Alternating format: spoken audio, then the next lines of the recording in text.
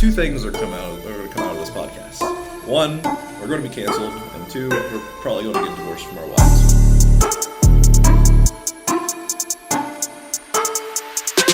So fucking inappropriate.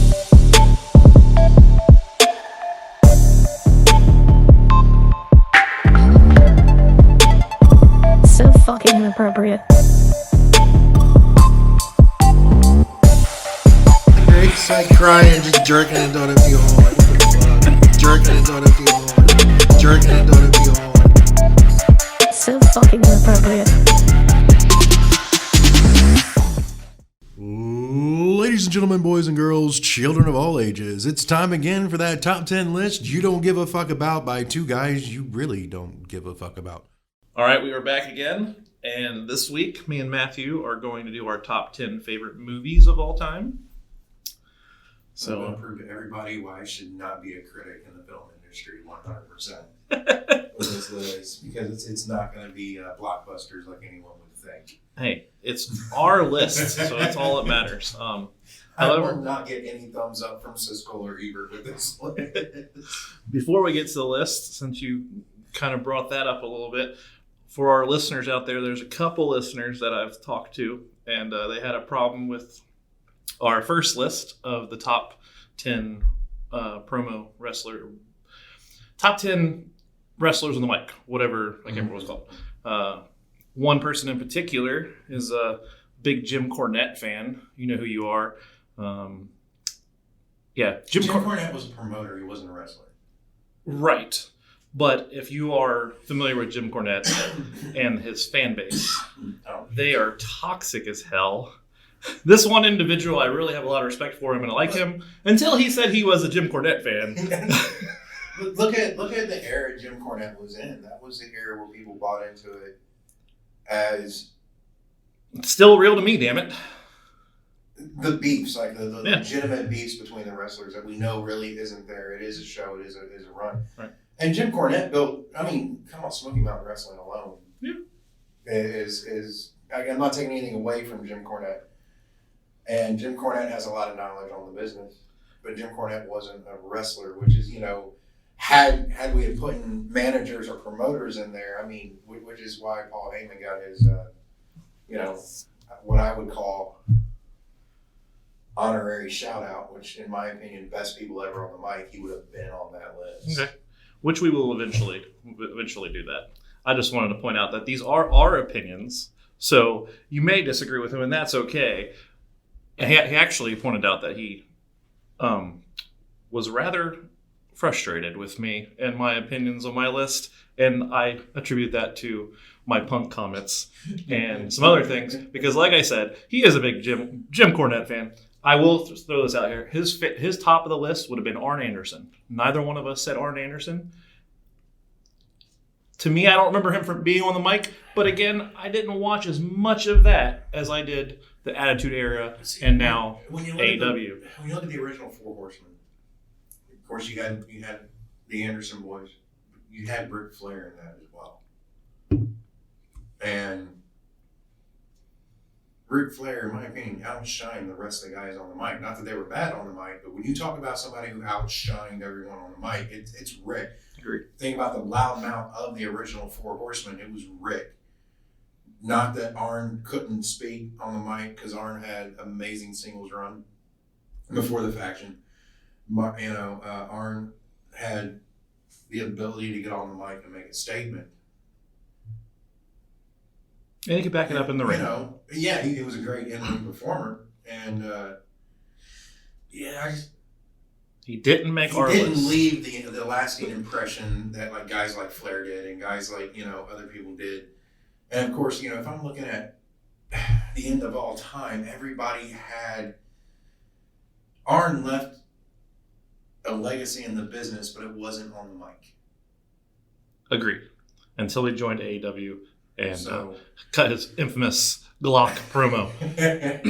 Arn Anderson, though, I can think of a dozen wrestlers he's influenced in a way that you can see it in the ring. Oh, absolutely. I mean, just like, good Lord. We'll have to do a top 10 most influential at some point in time. I think that would be a That's what I call controversy. I mean, because that's what we're here for. You got to think, man. Like, it's a controversial subject, especially anything in the wrestling industry is going to be a controversial subject. I mean, because guys like Arn Anderson, guys like Maniac Matt, who later became Doink the Clown, he influenced guys like Mankind more than you think. I mean, there's guys who just left impressions on the business who people don't realize how long they were in the business because they weren't on TV every week. They were in territories that people didn't know. Right. You got to think about, despite everything that happened at the end, what Abdul the Butcher did for the industry. Yeah. It's going to have to be a top 10 that we do at some point in time. That's going to be hard. Let's see how controversial this one will be. Top 10 favorite movies of all time. You want to start with your 10? Well, if people don't know me enough, I like cinema. I do like movies, and I also enjoy anime and everything that's in that. So it's always going to be on almost any media top 10 list I have. What I'm starting is what I consider the movie that brought a wide awakening to the U.S. as far as what the Japanese and the animated world could do. And it was a movie from 1993, Wicked City. Wicked City is what opened up that cartoons weren't for kids anymore. And it was, I'm not taking anything away from like Fritz the Cat or any of this other stuff that came around that time. This is the one most people could get behind. This is the one that people I know that have never watched anime have mentioned they've seen this movie. Not surprising, I have not. Yeah, I figure. It's just a movie. It's not going to take you 18 hours to get through. It's definitely, it starts to blur the lines between horror and thriller and really what can be done in a cinematic view that can't be done with actors, that can't be done realistically with much of anything else. Where can they push those boundaries at? So Wicked City from 1993 is what tops out my number 10 spot. It's the lowest spot. There's no more animated shit on here, but it is the lowest spot. It's your list. You can have 10 anime movies if you want. Then I'd be doing a very big disservice to some other films out there. Well, my number 10 is actually a very recent movie. And when I sat down and thought over this top 10 list, I just couldn't leave it off because I thought that it was that outstanding of a movie. From the opening scene that set the tone to the after credit scenes that Marvel's known for, Deadpool and Wolverine from this year, 2024, directed by Sean Levy, however you say his name, starring Ryan Reynolds and Hugh Jackman, is my number 10 spot, Deadpool and Wolverine. It's iconic to see those two guys work together. Oh, yeah. For a guy who was finished playing a role, who came back to reprise that role one more time. One more time. Which is probably going to be more than one time now. He says it in the movie. I mean, you're looking at a Marvel film at a time where Disney, in my opinion, is at its darkest. Or at its lowest. I like Darkest better. They're pretty dark right now. And to take the liberties they took in that film and turn it into $1 billion movie, worldwide. It's phenomenal. I mean, Disney's had their hands in so much stuff they don't want you to know about, and act like hey, we're not going to do this because it's rated R, this and screw that, But hands down, they're very good movies. Saw in the theater. Saw in the theater. It's on streaming right now. If you haven't seen it, go check it out. Don't take it seriously because it's not seriously, but a serious film. But it's just good. It's good. Yeah, from start to end. It is a very good movie. In my opinion, if you're a Marvel film, or even if you're a Marvel fan, if you're a DC fan, if you're a comic book fan, or even if you're not, you can appreciate something in it. There's going to be, if you liked Ryan Reynolds, if you ever liked Hugh Jackman, you're going to like this film. Absolutely. So, and I'm looking forward to what they're going to continue to build off that. Real quick, still staying on that movie, it's got an appearance by Gambit, played by Channing Tatum, which was me as far as how decent he pulled that. Oh. I am a Gambit fan. Gambit was That's why I brought it up. Character through and through. I have Gambit tattooed on my body. I heard they wanted to make a standalone with him in it, and I'm absolutely fucking not. Like, I wasn't a huge fan of what they did in Origins, but it gave him a little bit of screen time credit as far as the character goes. And oddly enough, I hate to say it because I'm not a Channing Tatum fan at all. See, I am. This is where we differ. I'm just not. Like, I don't have anything against the guy. I just, when I think about his, plethora of movies, the only one that sticks out is just Magic Mike. I'm like, oh God. Oh, have some culture, man. Have some culture. When they announced, I didn't see the movie, but he didn't do bad. That's what threw me for a loop. He really didn't do bad. I'm telling you, like, he is a good actor. He has range. He can play. Magic Mike's the only thing that comes to your mind because that's the thing that's all over everywhere. Now, the film he was in that I liked that everyone said was garbage was Jupiter Ascending. Was what? Jupiter Ascending. See, I haven't seen that one. And I really just didn't think he was bad. I mean, the movie wasn't written like phenomenally. But he didn't play a bad character, and that's a very unpopular opinion, so we're probably going to get comments all across the board on that. But, yeah, the nostalgia of it. For me, it was Wesley Snipes coming back as Blade. Oh, God, yes. And I'm hoping the rumors are true, that they are going to do another Blade movie with him, but I've also seen things that it's not happening now. I don't know. But yes, there should not be anyone else playing Blade. I do realize Wesley Snipes is at that era where he's not going to be a convincing Blade. There's only one Blade. He was in the beginning. But I agree with you. There's only one Blade. Just like in my opinion, there's only one Raven. There's only one Wolverine. And there's only one Deadpool. Well, I don't know. If you watch Deadpool versus Wolverine, there was like 10 Wolverines. I mean, I'm sorry. That's cemented in my mind that Henry Cavill should not be a Wolverine. And Henry Cavill, phenomenal as Superman. I don't even like Superman as a character. He phenomenal actor that played Superman. Even more, in my opinion, Henry Cavill was born to play Geralt of Rivia for Witcher. I did not like the writing of the show. I have played the games, even read some of the books. I loved the way he portrayed. That was, in my opinion, the role Henry Cavill was born to play.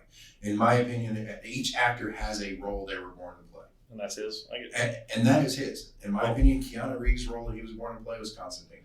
I'm telling you that Channing Tatum's role play is Gambit. And I'm saying it's crazy because I almost agree with you. I want to see it in a full length. Absolutely. When it first was announced, I'm telling you, I popped a boner because I was excited for it. Not just the movie, but I see him as Gambit. I always have. There we go. He's gay for Gambit. Apparently, this is. Don't worry, we're going to do a top 10 guys we'd be gay for list. Channing Tatum's going to be on there. But in the number one spot. Spoiler alert. Wow. All right, let's move on. Or should we hit? No, let's not move on. Let's do a Marry, Fuck, Kill. Channing Tatum, Ryan Reynolds, and Hugh Jackman. Well, we know which one you're fucking or marrying. I'll tell you that right now. Not as characters, as human beings. Oh, Jesus. I'm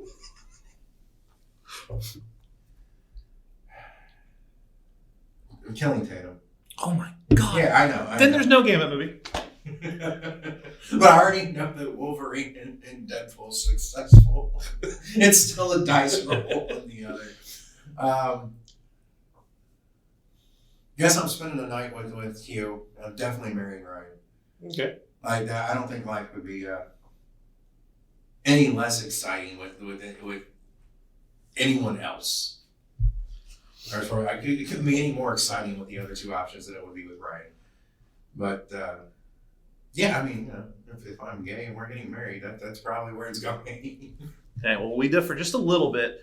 As much as I love Hugh Jackman, I'm going to off Hugh Jackman. He'll never play Wolverine again. I'm going to fuck Channing Tatum because out of the three, he is gorgeous and he would be the best fuck, I guarantee it. And then I'm going to marry Ryan Reynolds because a life with Ryan Reynolds every day would make me happy. After that statement, you have the collector's steelbook edition of Magic Mike at your house. I might. Yeah. Continue with your number 9. Does your wife know it's paused on the dancing scenes in that film in your room? I'm just. All right, so number 9, I'm going back. I kind of covered a lot of eras in this list because it's just. I base it off of if this movie comes on either TV or I run across it on a streaming service, do I stop and watch it? You know, and these are all movies that yes, I do stop and watch. But mine is Bloodsport from 1988. With Jean-Claude? Jean-Claude Van Damme. Nice. Yes. And I know there's a lot of controversy around Jean-Claude Van Damme. But that was one of the first movies that I ever watched that kind of introduced me to the martial art era. And that was just one that didn't seem to take the martial art era like super serious. It had its own bit of comedy in it. It had a decent storyline, and at the time when I first watched it, of course, obviously you're on the edge of your seat because you're not really sure what's all happening in that film, and it still just kind of takes me back to this day. I will always watch that when it comes up. Just iconic scenes in that film, as far as the stage breaking down into the angles and like the broken stage and just. It was well choreographed, in my opinion. I'm taking nothing away from movies like Enter the Dragon or Fist of Fury or any number of Jackie Chan films that I fell into after watching this. But this was where it started it for me, was Bloodsport. And this is the one that when it comes on TV or comes up on like Netflix or streaming services that we have, I will watch it at least once. It's usually like a once a year, twice a year movie for me, without a doubt. I remember having the VHS of that, and I probably wore it out. I can still remember it was a white VHS. Mm-hmm. I can still remember the cover. Jean-Claude Van Damme. Yeah, he was. Yeah, I'm on board with that one. Not on my list, but definitely a good movie. Did that come out? What year did that? You said it came out? 88, actually. 88. When did the first Turtles come out? Was that 91, 92-ish? Okay, because you said it was the first one that got you into martial arts. Yeah. I was thinking that Teenage Mutant Ninja Turtles was the one that first got me into it. But if Bloodsport came out first, then I guess I would have saw that.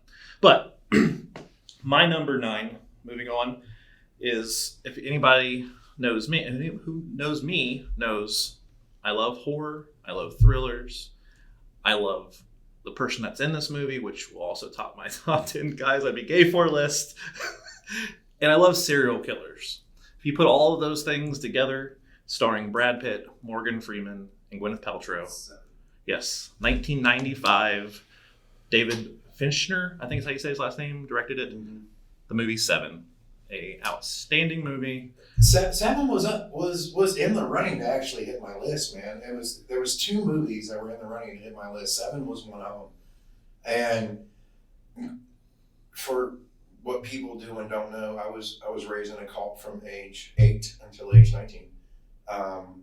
And I had very, very little exposure to media, movies. The only time we turned on the TV, the world was falling apart. And by that, and it's going to date me in my age, we turned on the TV for Ruby Ridge, Oklahoma City bombing, Waco, and Desert Storm. So that was my entire outlook on the world. The rest of the time I was pretty much, I was homeschooled. I usually either stayed at home or went to the church we were involved with at the time. So I didn't have a lot of exposure to really what the normal outside world was like. So I had a lot of movies and a lot of life experiences, a lot of cartoons, everything to catch up with starting at 19. Because at 19, I actually, for some reason, my parents let me go to college. And that lasted a quarter. And then I got brought back home. But anyway, so I had to get, and there was a movie I saw during that college time that I was really debating on, and it was another movie about a serial killer as well. It had Gene Garofalo in it and Vince Vaughn. It was called Clay Pigeons. It also had a very young Joaquin Phoenix in it. I think I know that movie. A solid film to this day that comes on anywhere, and it rarely ever, you have to kind of dig to find this movie. Vince Vaughn as a serial killer is disturbing. Because he's still funny. Right. And it's still disturbing. Great film. You ever see it? But yeah, it was Seven and Clay Pigeons that actually was debatable for me. I remember watching Seven for the first time, and that was dark. That was dark, you know, because all the murders based on the Seven Deadly Sins. It was a great piece of film. Absolutely. You mentioned funny and disturbing, and that describes you. But the reason I bring it up is because you just told a story about the cult and how you grew up, which I've heard that story. But I've heard that story in a comedian format. At your stand-up show, you told that story, and you kind of jokingly told it at work and whatnot. It hits different when you're sitting here saying it in a serious manner to let our audience know that you grew up in a cult. And it just, the same exact story, I've heard it two different versions now, or told two different ways, I guess. I have tried to tell a story without putting a comedic spin on it. And comedic spin is how I deal with it to a degree. And it like will actually put me in depression if I talk about it like legit. All right, let's move on then. It's fun. What's your number 8? All right, so my number 8, I'm moving all the way up to 2006. Okay. This was a movie I can't really say enough good things about, honestly. I watch it every time it comes up. The Departed. Oh. We're talking about like it Leonardo DiCaprio in that film, in my opinion, it's one of his top 3 best films he's acted in. And I realize he's been in a lot of great films. Yeah. And my list of his greatest films are going to be very different than other people's list of greatest films. But the top 3 films for me when I think of Leonardo DiCaprio is What's Eating Gilbert Grape? Okay. Shutter Island. Yeah. And The Departed. Okay. It shows, in my opinion, it kind of shows most of the range of what he can do. And I realize there's so much more he can do. He's been acting since he was a child all the way through. Right. There's so much more he can do. The Departed had such a killer cast to it, man. And they all worked perfectly together. And they created this amazing story. If anyone listening to this hasn't seen The Departed, I mean, shame on you at this point. Yeah. But go watch the film. It really fleshes out and spends time developing characters, telling a story like what you want films to be. It doesn't have to, it entertains you differently. And that's really what I love about it, is it just, you're into this story before you realize it. Absolutely. Yeah.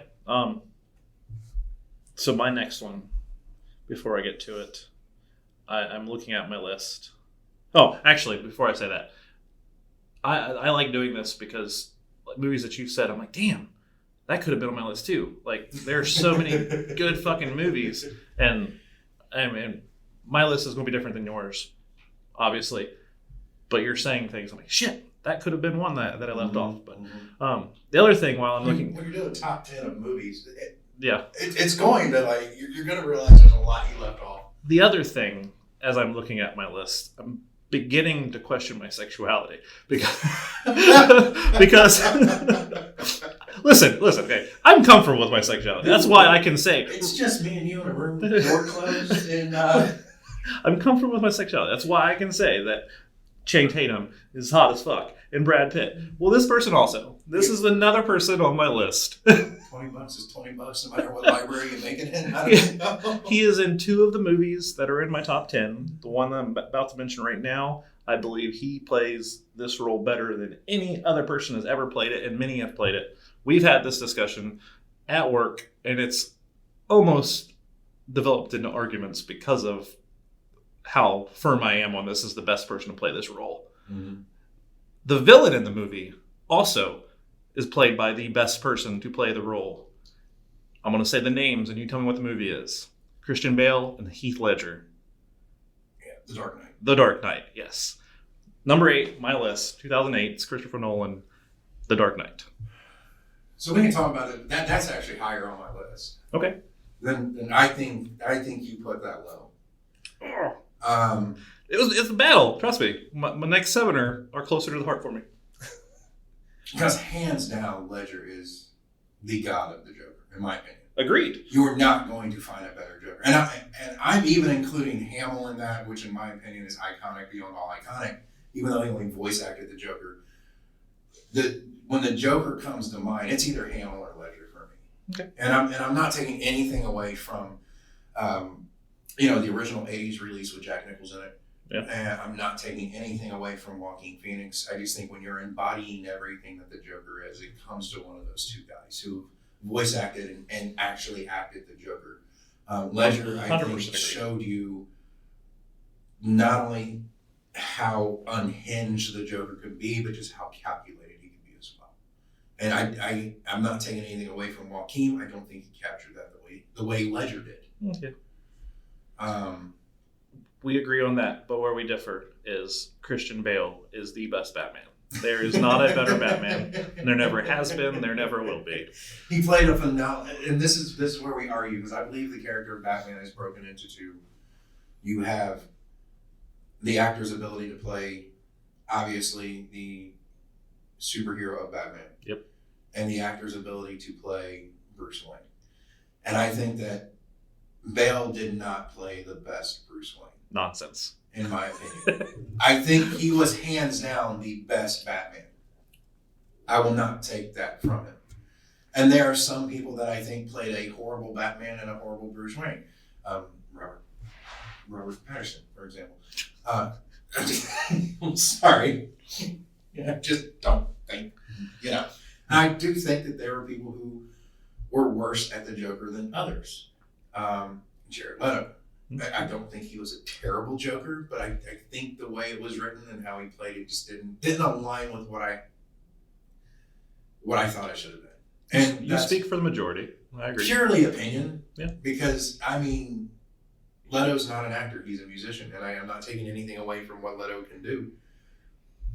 I like Leto's music. Joker shouldn't be a gangster. I don't know. Anyway, there are different renditions of the Joker. There are many different renditions. Heath Ledger is the Joker. But yes, we'll agree on that. Yes, and Christian Bale is Batman. If you could have ripped the Joker from the '90s animated series and gave him a realistic view, Heath Ledger played that, and that's why both of those guys will be at the top of that list. Mark Hamill to me will always be the Joker, not Luke Skywalker, and that's going to piss a lot of people off. But fuck you, I don't care. Mark Hamill is the original Joker, in my opinion. He brought that character to more life than most other people who acted it, and in my opinion, that overshadowed his Luke Skywalker run. But I hate me. I don't give a shit. And I know I probably just pissed off so many Star Wars fans out there. So to all the Star Wars fans out there, I will quote the great Star Wars quote of "Live long and prosper." And anyway, what I have to say to Star Wars fans, or fuck you, because Star Wars isn't on my list anyways. So. And I don't take away anything that Star Wars did for the American cinema at the time. I mean, they allowed a lot of directors to dream bigger than they ever thought possible because of what George Lucas did. And it's a freaking multi-billion-dollar franchise, so who am I to say? He made money. Just because I didn't like it doesn't mean it's not good. And I have kids who enjoyed it. I've seen every Star Wars film out there just because my kids like it. It just wasn't my forte of space movies. And I've never been a huge space fan, but I have one space saga that I think trumps them all, and everybody disagrees with me on it anyway. So, what is it? Firefly. I don't know if I've seen Firefly. All right. Oh my god. I might have, but I've seen so many movies. I can't remember all the names. Firefly, it only ran one season. It was on TV. Oh, it's a show. Okay. It had a movie at the end of it called Serenity.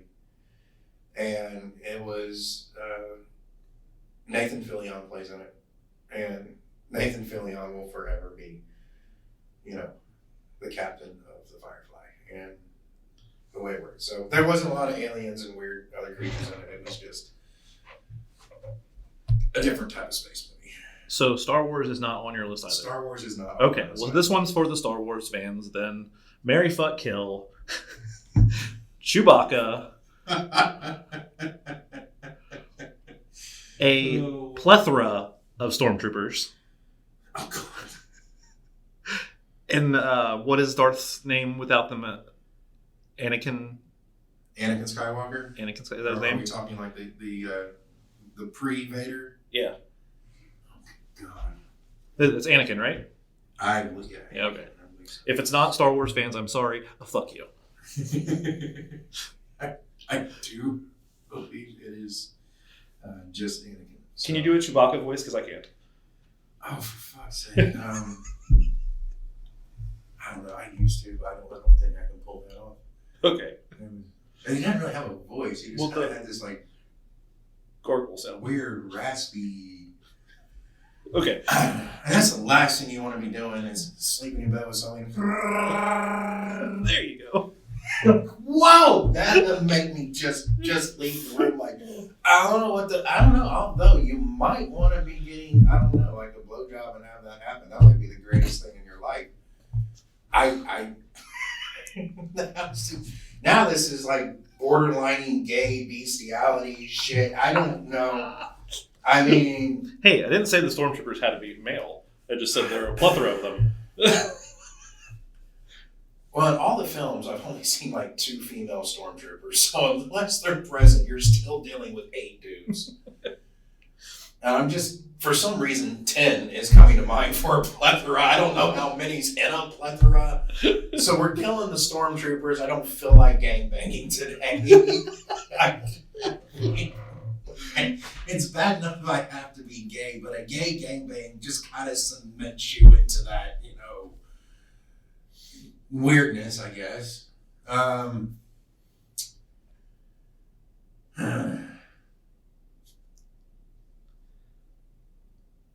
mean, I guess we're fucking Chewbacca for the simple fact that, at least you can say you did it. I don't know if that's a badge of honor or if it goes right up front on the wall of shame. I'm not sure where we're placing that particular run.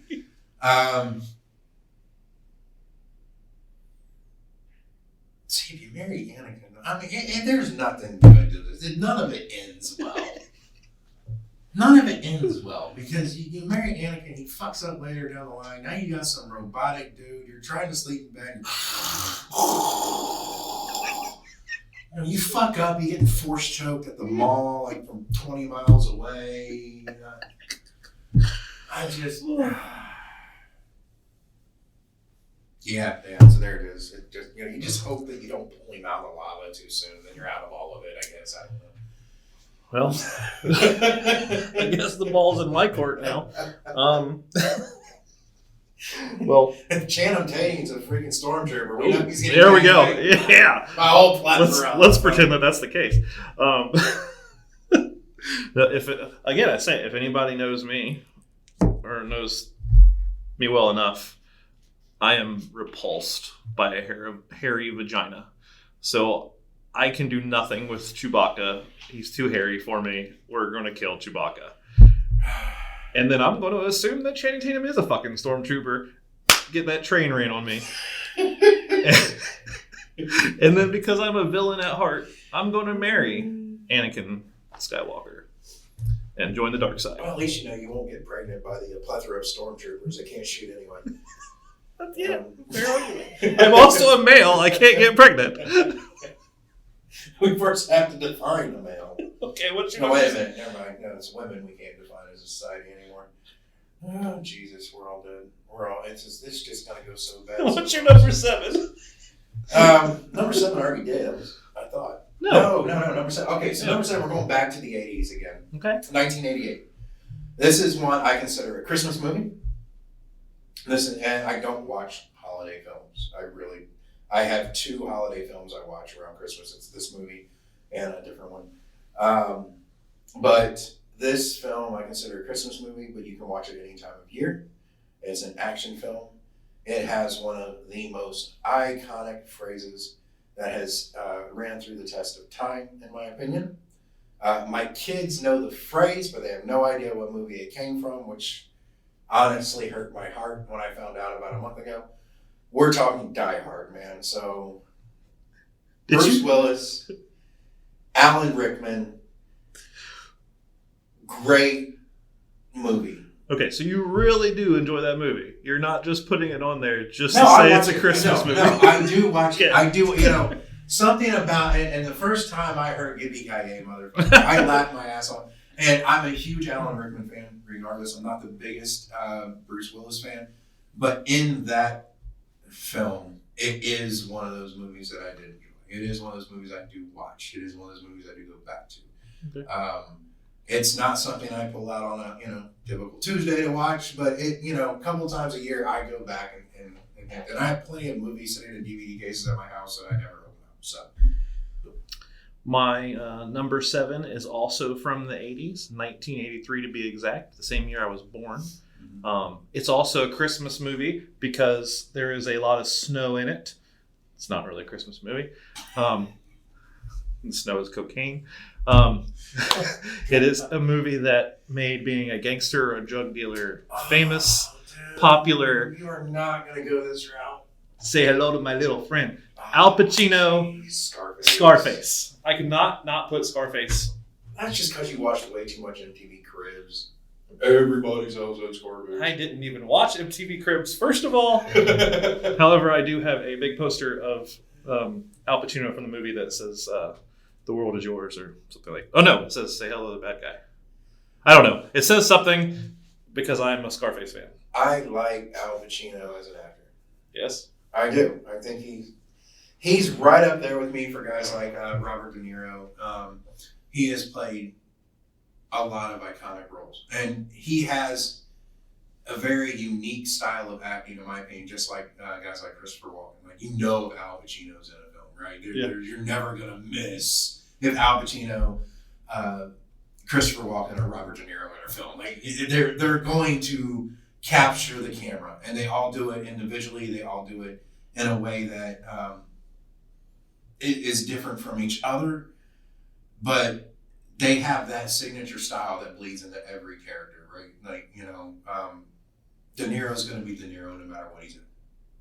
So is Al Pacino. I just thought Scarface has been overrated for a while. Oh my God, really? And maybe not overrated as much as I would say overplayed.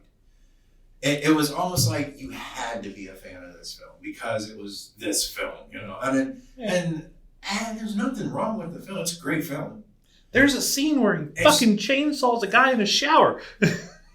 It's amazing. 18 horror films where that happened. This wasn't a horror film. That's the thing. I mean, you want to see this like on a different scale. In the first Terrifier, he chains a chicken too from the waist down. Like, also a really good scene. Because she was like hanging upside down, so like that's why waist down, not anyway.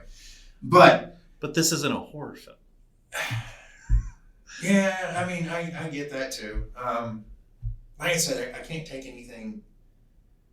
I can't knock the film. It is iconic. You just knocked it. It's just not going to be on my top 10. That's fair. That's fair. I feel it's iconic because everybody says it has to be iconic. Not necessarily because, and it which sucks because, Pacino does, he's phenomenal in the role. He really does embody the role of what he plays. He is believable. It's a young Pacino too. It's just, I don't know. Everybody's like, oh, you have to like that film. You don't have to. I don't.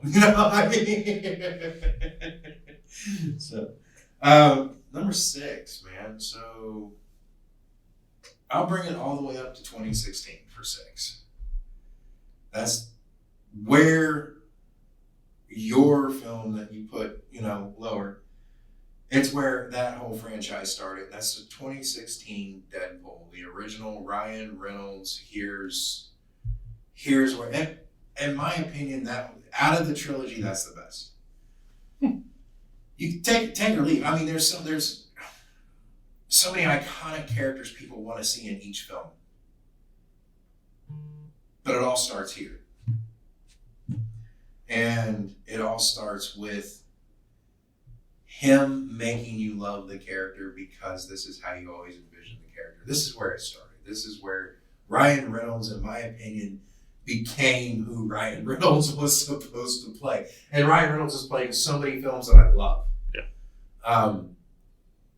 But everything I loved about him in all the films was embodied in Deadpool. He brought it all together. He broke the fourth wall. He put his sarcasm and his ability to take everything to a much higher level than you thought he was going to take it and thrive at that level. And like when it comes to Deadpool, it's the same thing. Like with the video game list, Deadpool was on that list for me in video games because Ryan Reynolds did exactly what the video game Deadpool did. It gave you everything you loved, very little of what you didn't, and made it fun. You don't get much better than that. I mean, come on. Like, I only have 10 bullets you have to share. I mean, Jesus Christ. This is where Ryan Reynolds turned into, you knew there was going to be more to come, and you knew it was going to be magical because this is where it started. I know the last one and the second one, he had more hands-on with like everything of the movie, not just acting, obviously. Mm-hmm. Was he on the first one as well? Was he like an executive producer or anything on the first one?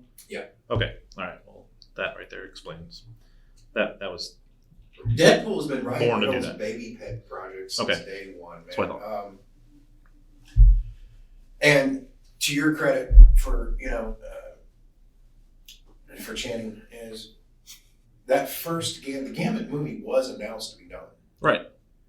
And when he got a copy of the script, he scrapped it and walked away from it. So he gave me a little hope for the character because he said, this is garbage. This is not what it is. This is not who Gambit is. This is not what this movie should be. And Ryan did the same thing on the first two scripts of Deadpool until he finally got with the original writers of Deadpool, sat down, they made the script that gave us the film. Okay. So when we get the Gambit standalone film, I'm hoping it's everything it should be because Channing did the same thing that Reynolds did. He looked at the script. He didn't go, I'm making $20 million for this. Let's do it. Let's pump out this piece of shit.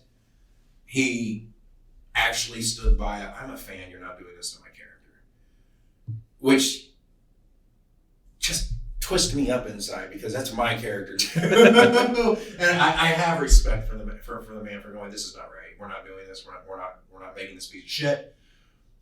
And I'm kind of excited to see what the standalone is going to be about because, God, he got the voice right. Fuck me. That's one of the hardest things to get right when it comes to superheroes, right? Like that's not one of the easiest things. Like when you're going to go to a voice for Batman, it's always going to be Kevin Conroy for me. Like that's Christian Bale. Like that's the iconic voice. I said voice. Jesus, bro. He's Christian Bale. That's going to be iconic. And the fact that when you hear Channing come in and start dialogue as Gambit, I'm going, oh, fuck. Man, the guy can actually speak French. The guy can actually put that in his voice. Yep. Is it the same guy who did it for, the 90s cartoon run where, in my opinion, Gambit got the most screen time he's ever going to get? No. It was damn close, man. It was about as close as I could see this happening. I was like, holy shit. Because in my mind, I already had 4 actors lined up that could play this part, and he wasn't on that list. He wasn't. So, anyway. It's his role to play, I'm telling you. But I mean, I hope so. Because that would make me super, super happy. I have the first appearance of Gambit in comics. I have the flaming cards tattooed on me with the Gambit name underneath. Like, I have the action figures. Like, this is my character. I really hope when that movie comes out, it is the justice we want it to be. Hopefully Ryan Reynolds' hands are all over it too, because that would make it even better. Yeah, I think if Ryan could come in on that, but I think if Channing is the fan he is, and he does get with a lot of the original writers of this, the guys that are left, and he can truly make it something spectacular. Yeah. You have the ability to start seeing standalone movies rival Avengers, rival a lot of these other, what some people would call cookie cutter films out there, and actually be something special. Yeah. So, I think to add that I'm an advocate for all superheroes, even the little not known ones, to have you call it spinoff or origin story, whatever. I think every one of them should have an origin story. I'm going to watch every one of them. Not everyone's going to watch every one, but I'm going to. I love origin stories. I love standalone, whether it's a series on Netflix or a one-off on Hulu or a fucking big Marvel production or DC as well. More Marvel, but I'll be honest with you. Daredevil on Netflix, I loved. Oh my god, Yes. that was phenomenal. Punisher on Netflix. I Jessica was- Jones on that. All of them. I was not a fan of the Disney spinoffs. They're not the best. They're not on the same level, They were but I still didn't mind them. terrible. Oh my god. Moon Knight. Did you watch Moon Knight? I did not. Moon Knight's great. I want to see that because I do really like the character Moon Knight. I'm really afraid that it's become a little piece of garbage, as far as what they put out there. I tried watching She-Hulk. I tried watching some of these other ones. And I'm just like, I haven't watched She-Hulk. I'll admit Jesus that. Christ, this is just shitty writing, shitty acting. What the fuck is this shit? Give Moon Knight a chance. It's good. But all right, moving on. My number 6. I love this whole series. Everyone that's been made. The first one, which I have right now as my number 6, was made in 1995 by Michael Bay. However, with that being said, last night me and my wife sat down. We watched the most recent one, Bad Boys Ride or Die. So I'm going to actually change my original, which was Bad Boys, very first one, 1995, and I'm going to put Ride or Die. And this is why. Hear me out. Oh, what is his name? His name just slipped my mind. The Boy. So in either the first or the second Bad Boys, I think it's the first one. The boy comes to date Martin's daughter, Right. And Right. they do the whole the uncle, good cop, bad cop, Oh, trying drunk to Uncle that Al, thing. Yes, Yep. that was an awesome scene. That is the same boy that they brought back in the Bad Boys, whatever the last one was called. No, well, before that, the one that Bad Boys 2? No, there's another one right before Ride or Die. I can't remember what it's called. I should have researched that. But anyways, There was only 3. nope, there's more. I'll look it up while I'm Okay. spitting this out. But his role in this recent one, have you seen the recent one, Ride or Die? I have not yet. Okay. No. So his Is it role, 3 hours long like the other one? Like the last I think it's like 2 hours long, but he just shows that he is just this absolute badass from the original, like, at the door little kid. Now he's this Marine sergeant, fucking badass. He does one scene, he kills 15 people with his bare hands and their guns and stuff to save Martin's wife. It just, that scene, I was like, man, I love how they brought this full fucking circle. The whole movie, again, Will and Martin are older, so they're not doing as much as what they did in the first 1 and 2 Batman, 1 and 2 Bad Boys. Bad Boys. But I still think that they did a very good job on this one. And like I said, bringing a full circle with that boy. What is his name? That's going to drive me crazy.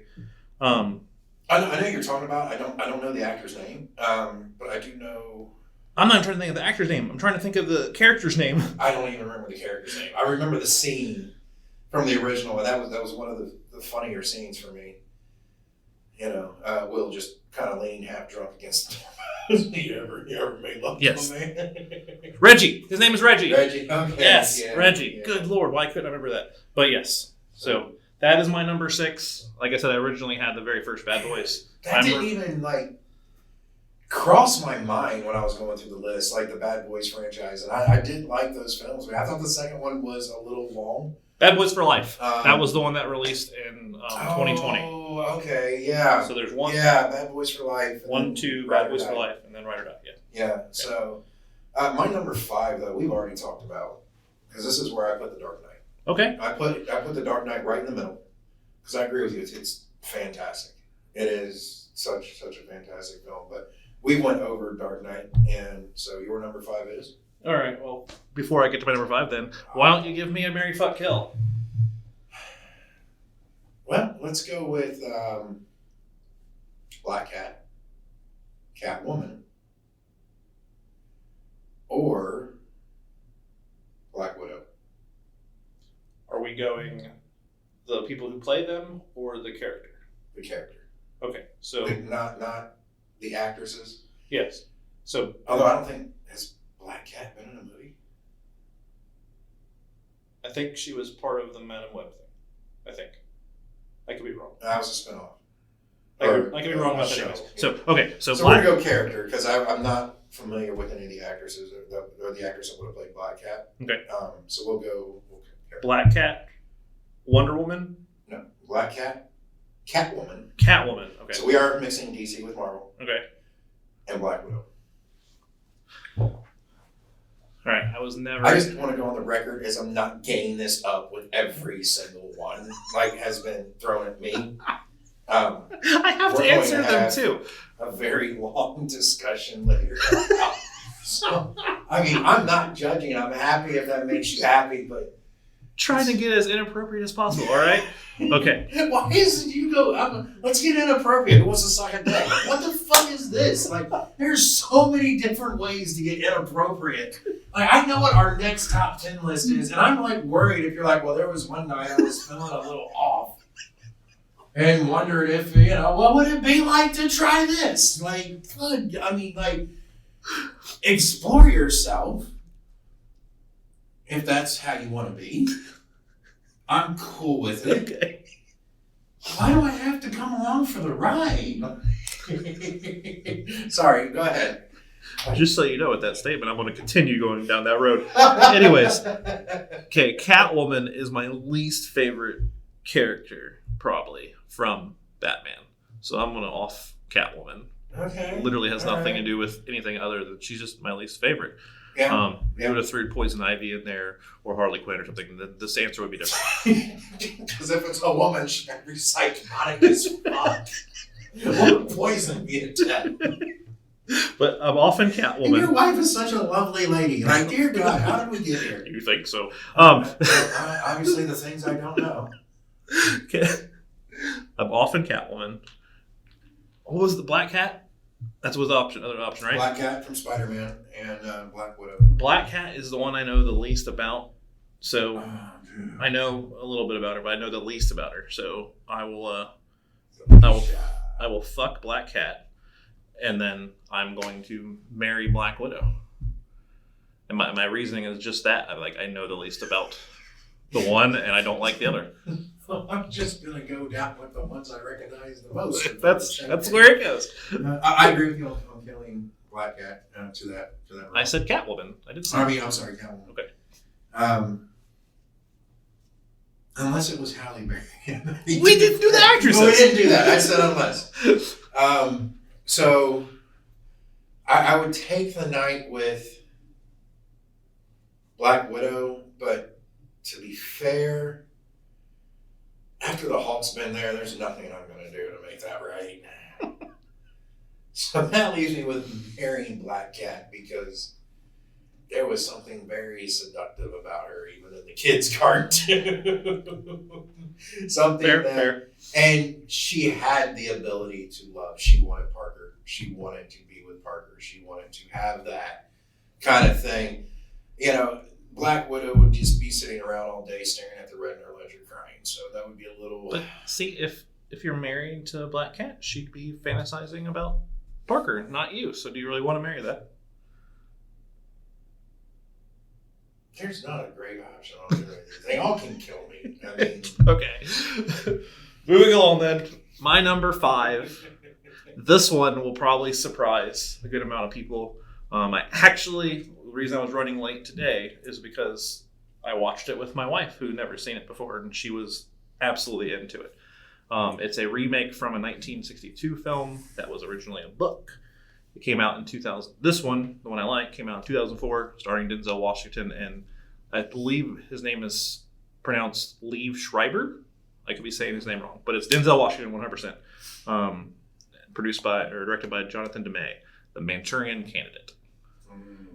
If you're not familiar with it, it's basically about a unit that was deployed during the Gulf War, and they were experimented on by this company called Manchurian Global.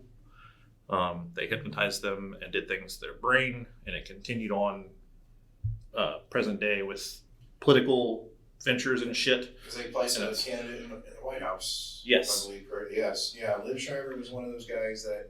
So I am saying it right, Liev Schreiber. I believe so. Okay. Yes. Don't hold me to that because somebody may come out and be like, that's not how you pronounce his name. Well, that's how I've always pronounced it. I pronounce it the same way. But he's the guy who played Sabretooth. Yes. I believe as well. So yeah, I do like him as an actor. Man. I haven't seen a lot of his films, but I haven't seen any I didn't like. Okay. I forgot he was in The Manchurian Candidate, dude. I actually kind of forgot about that movie. I remember seeing it shortly after it came out. I remember I did kind of like it. It was kind of that was one that sparked so many conspiracy theories with people out there. Oh, right? Like everybody's like, oh my God, this is a real thing. Like, oh, it's just a well-written film. And you want a film that's real like that you could write where, people think, but you still have to remember, I mean, is it possible? Who knows? The government, the military could have stuff like this at their disposal. I don't know. I'm not going to say they do. I'm not going to say they don't. For all I know, it happened to me. I have no idea. Well, considering the list we've been going down as far as like Mary Fuck Kill, I'm starting to wonder if something weird didn't happen back there. Like, here, take this pill. We call it the G pill. Anyway, so. My number 5 was The Manchurian Candidate. We're not getting canceled or fucking starting that. I'm sure I'm going to get called like, I don't know, homophobe or some shit. I'm not. I'm clearly not. This is So just like the whitest thing I could ever say. Is, I've had gay friends. It's like, if it's not the racist card, I have black friends too. Like, I even have Mexican friends. I'm diverse. Like, that sounds so much worse when you're like, I have black friends. Like, shut the fuck up. Like, there's no good answer for someone like me. Like, straight white male, like in this age, you can't defend anything anymore. All right, number 4. Number 4, going back to the year 2000. So this movie is 24 years old, about to be 25 years old. It has Brad Pitt in it. It's one of the Brad Pitt films that most people don't think of when it comes to Brad Pitt. It also has Jason Statham in it. So we are talking about early on in Statham's career, in my opinion. This is like right before like Transporter and a few things that really caused him to break out. I am talking about a film that is the second in a trilogy of films. The film is called Snatch. Oh. It has everything in it you could want, in my opinion. It has the comedy, it has the action, it has the sarcasm, it has the twist. Phenomenal film. I love it. I watch it every time I get the chance. Yeah. Snatch, if you haven't seen it, I'm guessing 90% of people listening to this probably have not seen this film. Go get it. Go watch it. It's worth the time. It's worth everything you're going to sit there and watch. It's one of those. I don't remember. See, that wasn't a Scorsese film. Dear God, I don't remember who directed that film. I've got to find that real quick. It wasn't Tarantino either? No, it was not Tarantino. Okay. See, It was a Guy Ritchie film. Okay. Sorry, Guy Ritchie. I love Guy Ritchie films. He has a very him and Scorsese are kind of guys that have a very unique style to their films, and they have a very unique way of telling a story to their films. I've just enjoyed 90%. Like, I haven't seen Scorsese's newer film. I guess I haven't watched The Irishman yet, but I've heard nothing but good about it. But honestly, Guy Ritchie, Martin Scorsese, you almost can't go wrong if you watch any of their films. Very unique way of making films, and they're always bangers in my book. Can't go wrong with Brad Pitt either. I'm a huge Brad Pitt fan. You threw me off with the Jason Statham because I didn't. Yes, just wasn't thinking. A young Statham. But yeah, that's and very good performance by everyone involved in that film. Okay. The number 4 for me. We are moving to number 4, correct? Mm-hmm. Okay, yeah. My number 4 is unless you count Deadpool Wolverine, is the only comedy on my list. Comedy drama, however you want to put it. And it's starring 4 guys. Well, really starring 3. The one is lost for the majority of the movie. Bradley Cooper, Zach Galifianakis, and Ed Helms. 2009, directed by Todd Phillips. The Hangover. I love that movie from start to end, but the absolute best scene of the movie is Mike Tyson knocking out Zach Galifianakis after he's singing Phil Collins' song. What is the song? I'll be honest with you, I saw the movie like once. I've seen it over 100 times. I'm not even exaggerating. I've seen it over 100, and every time I get to that scene, before it happens, I've got tears in my eyes crying. I don't know what it is about that particular scene, but I love the movie. That scene gets me every time. It's good slapstick. Is that the song? In that aspect, I guess. You know, Phil Collins. Whenever anyone says Phil Collins, I just think of In the Air of the Night for some reason. That's what I am too, but I don't think that's the song that he's singing. Oh my god, my favorite. Phil Collins has so many songs. When someone goes, "Oh yeah, I was listening to Phil Collins," I just automatically think they're listening to In the Air of the Night. I don't know why. That's the only Phil Collins song that will ever come to mind for me is In the Air of the Night. But yeah, I mean, I saw The Hangover. Really? As a comedian, it is In the Air Tonight. Okay. I don't do a lot of. It's weird, man. I don't do a lot of slapstick style comedy. Okay. Well, I love it.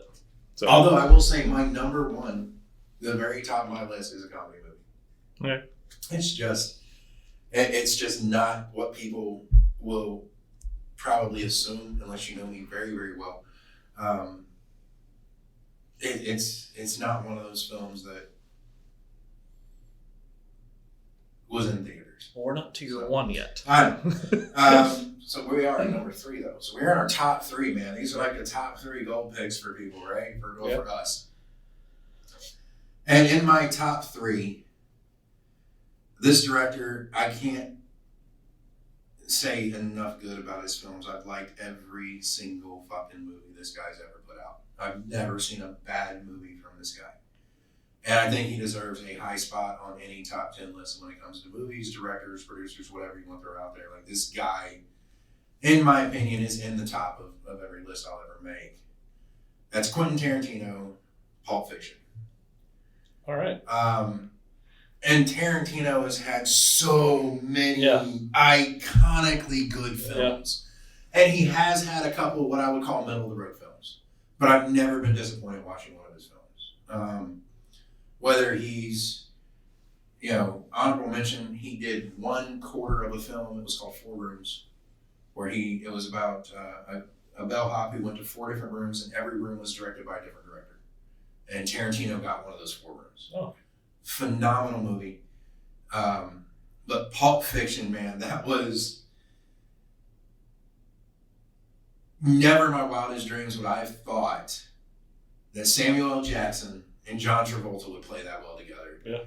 And the mystery of not knowing what's in the briefcase. Letting it be whatever. People said it's money, people said it's diamonds, people said it's whatever.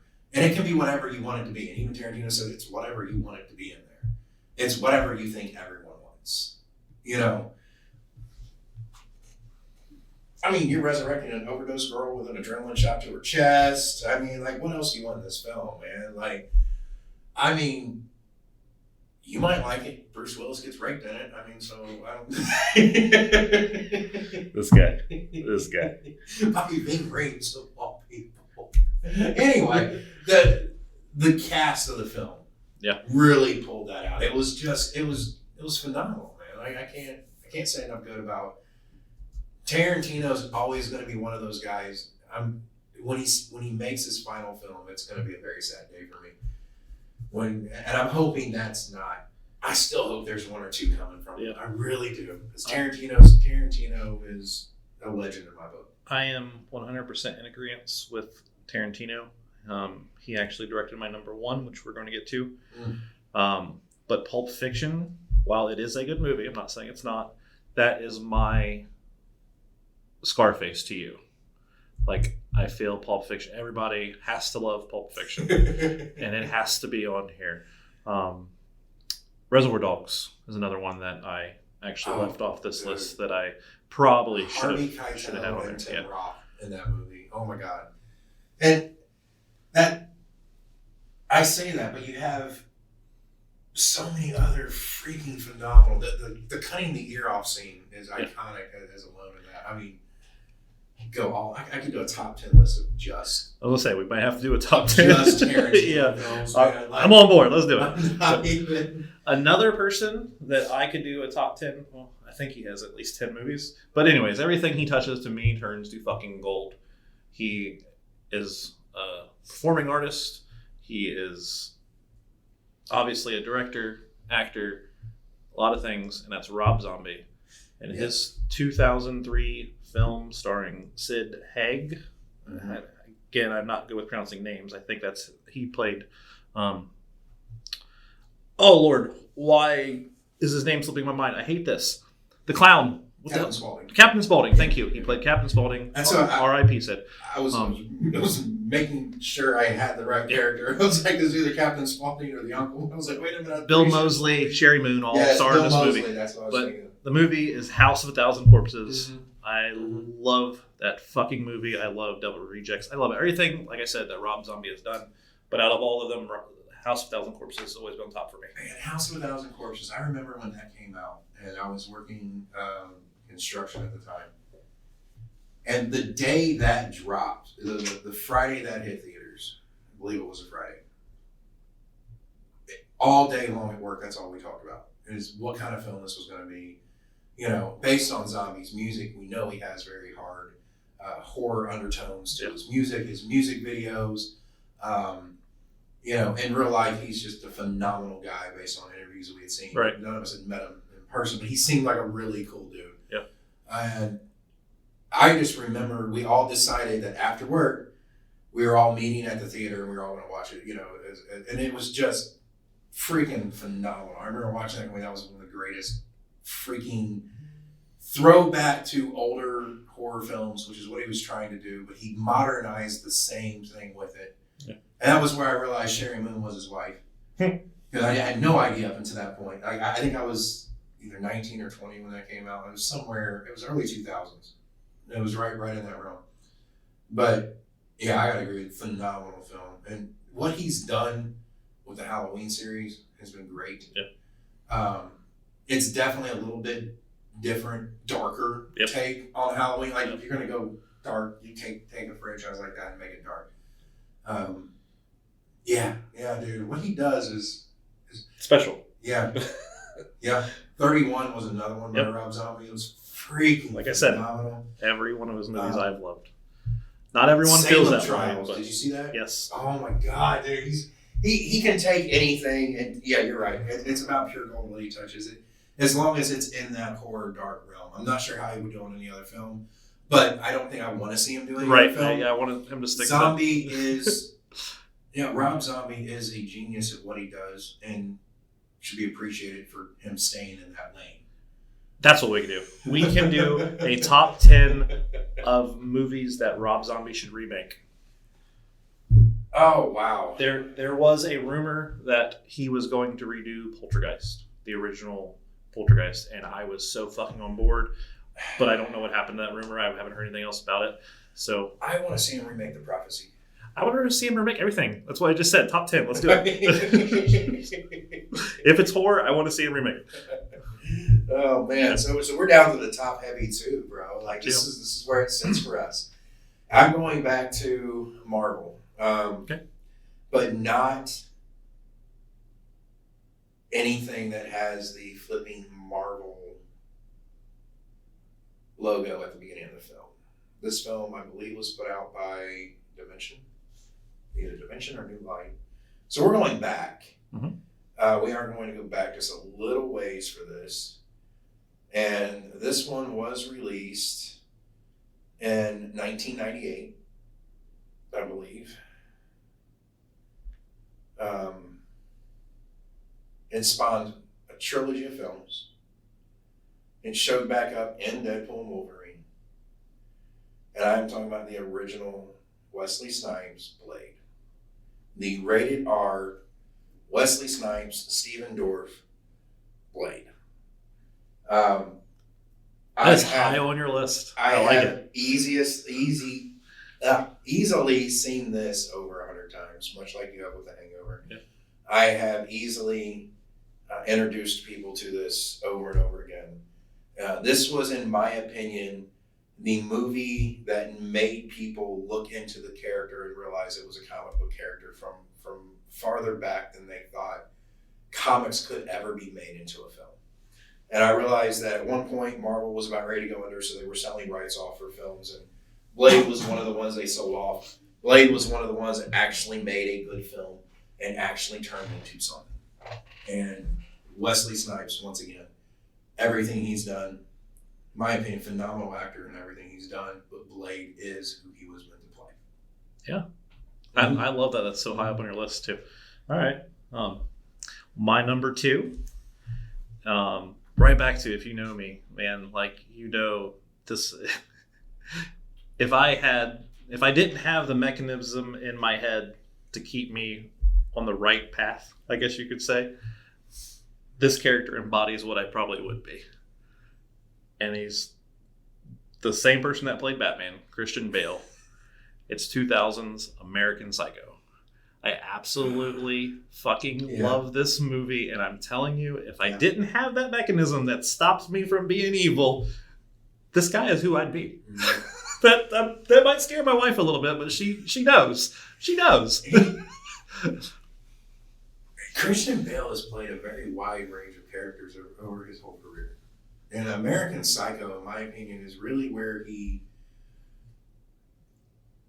showcased kind of how depraved he could get.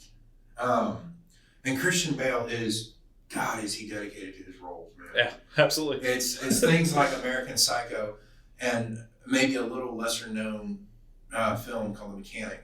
Oh, also good. Where he lost so much weight, refused to eat to get in character for this role. I mean, damn near killed him. He came out of The Mechanic and then bulked up for the Batman films. Like, they were not that far apart. Right. And he was borderline living in a hospital filming The Mechanic. Like I remember this is how serious, like, he's committed. And there's certain actors out there that commit to their roles. I have said time and time again, The Matrix was good. There was a film that came out during that time called Equilibrium with Christian Bale in it that kind of went down a very similar rabbit hole as The Matrix that I always thought was better. And Equilibrium shows that he can play a different style of psychological thriller. It was different than what was going on in The Matrix. It was different than what he could portray in American Psycho. It was definitely different than the psychological battles he did in the Batman trilogy. He has such a wide range of ability. Agreed. That's why he's on would 2 of my top 10. Put him in my top 10 actors list. Yeah. Without a doubt, would put him up in my top 10 actors list just because of the range of what that man can do. And it won't take anything away from his acting careers, but he wasn't the best Bruce Wayne. I'm just throw that out there. He was the best Patrick Bateman, though. We can say that. Yeah, he was definitely on there, man. So we're down to the number 1, bro. Like, this is where we're sitting at. This is where both of us call it our crowning achievement, so to speak. And this is the one that sparked a filmography for this director. I have been in love with this director's films. I love the guy who makes the films. I love the fact that he's put himself in every single film. And I love the fact that his humor is wit. His humor is more wordplay. His humor is more, he doesn't need a whole bunch of tacky stuff going on screen to make you laugh. He's going to make you laugh because most of his films are like a bunch of guys sitting around bullshitting at work, making each other laugh, telling just stupid stories or talking about absolute idiotical shit. And that's where my humor, as far as what I try to take to a comedy stand-up stage and how I enjoy everything, because I'm not going to do a whole lot of stupid, but I will talk in a circle of stupidity to make someone laugh, which is kind of where I got my gig from. But this is Kevin Smith. The very first film he ever made had a budget of $28,000 that he maxed out 4 credit cards to make. Couldn't even afford color film, and all of his buddies came in to be actors for him because he couldn't afford to pay them. But I'm talking about the original film Clerks. I have worked in the service industry. I've worked in the retail business. This is literally how people talk about you when you come in and out of other stories. I promise you, I've had so many of these exact same conversations. I have been Dante and I have been Randall in certain situations, and I have dealt with almost most of these situations. I own the original DVD. I own the 10-year anniversary DVD. I own almost every film this man has put out. But Clerks is something I could watch daily, year after year. And it's probably something I have watched close to daily, year after year. But hands down, man, if you haven't seen Clerks and you have ever worked in any service industry, mainly retail, this, and most people have worked retail somewhere, this is where you want to be. This movie, you'll sit there and be like, oh my God, I've had conversations like this with people that I've worked with over and over and over again. If you worked in a convenience store or grocery store, you're going to hit this so hard. But there's nothing funnier with this guy's comedy, in my opinion, than two guys bullshitting about everything. And it's just beyond hilarious. Not to mention, you're going to start quoting this film. You watch it enough, you're going to start quoting this film beyond hopefully. If you would have told me before I give the number one, guess what it's going to be, because based on our previous discussions, I could have guessed your number one. I knew it was going to be Clerks. Yeah, we've had enough conversations. I knew it was going to be Clerks all along. And, if Kevin, you were ever to hear this podcast, I just want you to know when it comes to all the other directors on this list, you've beaten out some goddamn good ones, my man. Like, in my opinion, you are my number one, and I will be an extra standing beside Jay and Silent Bob on a corner somewhere any day for free. I don't even want to charge. Just a picture would be great. And well, the same goes with this director. I guess Kevin Smith's the guy I would go gay for if I get there. Okay. Everything you said about the last part for me, this director, I've already said it was my number one, Quentin Tarantino. Yeah. I'm going to give you one guess. It's a Quentin Tarantino movie. It's not Pulp Fiction. It's not Reservoir Dogs.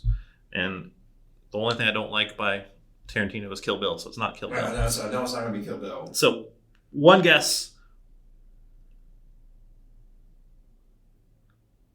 It's got Brad Pitt in it. Christoph Waltz. Melanie Laurent. Michael Fassbender. Eli Roth.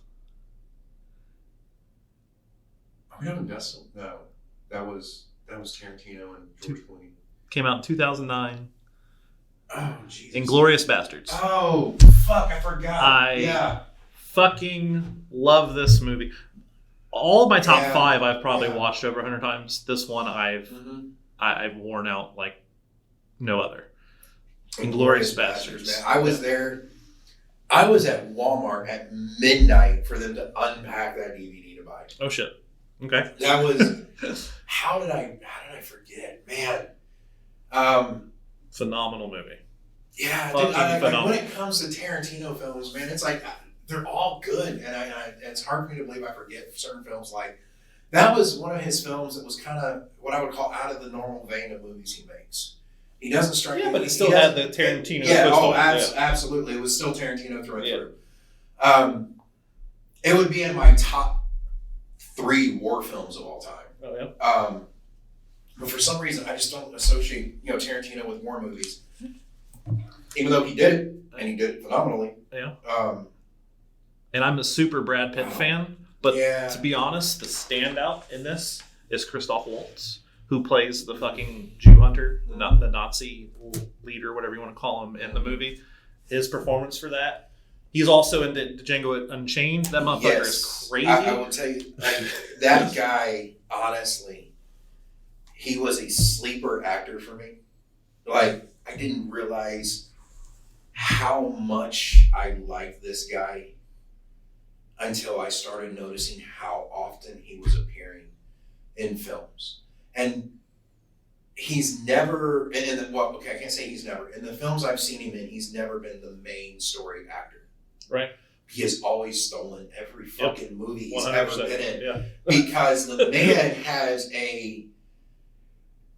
so I'm not going to say a charisma, even though I think he has plenty of charisma. Yeah. He has a presence that when his character, whoever he's playing, comes on screen, he fucking stole the spotlight from goddamn fucking, Jesus Christ, why am I blanking? Django Unchained. But Jamie Foxx? well, he stole it from Jamie Foxx, but he also stole it from Leonardo DiCaprio. Okay. Whenever he was on screen with either of those, my eyes were directly on him. He had the ability to be like, don't care who the fuck's in the room, I'm talking now. And it was just He did the same thing with Brad Pitt in this movie. And I'll be honest with you, like, the guy has just a natural presence on screen, and he kills it. It's not like he draws your attention and then lets you down. He kills every freaking part he's in. Yeah. But he also kind of builds everyone up around him while he does it. It's a very weird place to be in, but I'm super excited when I see him come into a movie. I'm like, oh, this movie's going to be fucking phenomenal. I agree. Like, you know, it was great before, but now it's fucking great because he's in it, you know. Yeah, dude, he has a commanding presence that can pull that together. Great choice. Absolutely. Well, that was our top 10 favorite movies of all time. Before we sign off, though, I think it's only appropriate that we do give another Mary Fuck Kill. Do you got one, or would you like me to? And I won't make it gay since you're homophobic. He's not really. Oh, Jesus. All right, let's see what your non-gay one is. Okay. Let's see. I'm going to look at my movies and see what... You said that like it was going to roll off your tongue. Now you have to figure it out. I was expecting you to have one. Okay, fine. Man. All right. What's the local porn star's name again from this area? Oh, from Hamilton? Yeah, what's her name? Bonnie Rotten. Bonnie Rotten. Whoever your I'm filling out half the list? Okay. Whoever you... I can't even say it. Whoever you fantasize most about as a child, teenager. I don't know who that is. You can say the name if you would like. But that person, Bonnie Rotten, and Liv Tyler. Okay, so... 1 over 8 and Drake. The fantasized one for me as a teenager was probably Carmen Electra. I'm not going to lie. She's from Indian Hills, so still a local girl. Okay. I'm killing Bonnie Rotten. I know what that bitch has done, but holy shit. I knew that was an easy one. Because, like, I mean, come on, it's Liv Tyler. And definitely going to take my night with Carmen, and then I'll marry Liv. Liv just seems so much more sustainable. And her Ted's the lead singer of Aerosmith, man. Like, what the fuck? Like, this is the second time she's come up with. Yeah. That's why I brought it. I think I've married her the whole time. I don't know. I think Liv Tyler was the one I went with every time. Okay. What See, this is why I don't do the brunette buffet there. This is why I don't do the non-weird or non-gay ones, because it's just too easy. There's no like. Okay. Pamela Anderson with an eye patch. Oh, those are coming. I'm also going to kill the Bonnie Rotten bitch. I think I did say I'd fuck her the last time, but with these options, she's the one I'm offing. Liv Tyler, I would fuck her, and I would 100% marry the woman that I fantasize the most about, which, by the way, is another top 10. No, it's not Betty White this time. But it is another top 10 that we've said we're going to do, and it's the top 10 people who would have our children if we masturbated to them, could get them pregnant, that thing. So one of them on there is Jenny McCarthy. That's who I would marry. So I'm marrying Jenny McCarthy. I am fucking Liv Tyler, and I'm killing Bonnie Rotten. There we go. And that does it for that episode. Is there anything you would like to add? I mean, I could remake this list 100 times over and have different movies on this list, without a doubt. But I make zero apologies for what's on my list. Yep. So, this is a definitive list for me. I don't think if I try to do this A month from now, it would list change. for me. Yeah, as far as like, I kind of went with films I could always go back to. Now, if we're gonna go with series, that's gonna be an entirely different scenario. Yeah. Which would be chock full of shit. Probably, I can think of one guy we work with that would know every fucking thing I would put on that list just because he's my anime dealer. But Anime dealer. Oh god, I have an anime dealer. I'm in debt to an anime. I make weekly payments to an anime dealer. It's so fucking sad, but so fucking satisfying at the same time. I don't know. It's like I get Christmas like every 2 months. Like I get a box of like, I can't wait to go home and watch this, and I'm like waiting until my whole family goes to bed to pop in whatever animes I've gotten that few months, and I sit there and watch, and then like I get weird fucking looks and questions. But anyway, yeah, I mean, if we went with directors or we went with movies by certain directors, the list would change over and over. But this is definitely a list of films that I could definitely go back and watch over and over, time and time again. And hopefully it gave a few people ideas or movies they haven't seen yet that Absolutely. they need to go check out. I hope so. Because like I honestly feel, regardless of what list these movies fell on, I think you have 20 movies here that are solid as shit. Absolutely. I mean, some of them I could debate, but I can't think of one movie on either one of our lists that I went, oh god, that's fucking terrible. I hate it. Scarface. You didn't like Scarface. I didn't say it was a bad watch. Okay. And I've seen that movie more than once, so it's not like it's a terrible watch. It's not. It's actually a well shot film. It's just, I gotcha. It's like if it falls on my list the same way Pulp Fiction would have fallen on your list. Just why? Yeah, okay. But like I said, can you really say Pulp Fiction is a bad film? No. But yeah, it is. It's in that vein, folks. All right. Well, real quick before we officially sign off, our last 3 now top 10s have been top 10 wrestlers of the mic, top 10 video games, and top 10 movies of all time. We are the Inappropriates. We have yet to really, really be inappropriate other than the Mary Fuck Kills. I think this next podcast that we're going to do, that we're going to release, is going to put us in that genre, if you want to call it, of inappropriateness.